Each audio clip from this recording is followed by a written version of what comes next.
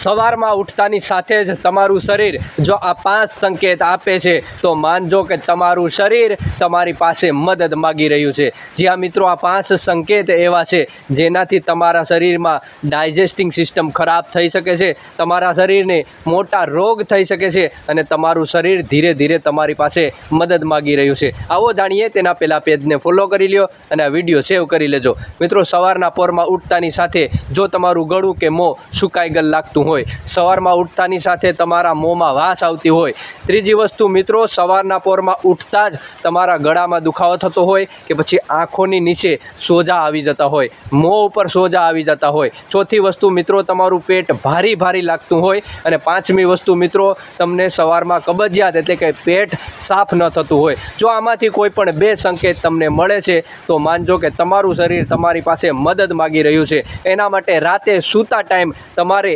ત્રિફળા 1 ચમચી અને સવારના પોરમાં ઉઠી અને 1 ગ્લાસ ગરમ પાણી પી લેજો, બધું ઠીક થઈ જશે। પેજને ફોલો કરવાનું ના ભૂલતા। જય આયુર્વેદ।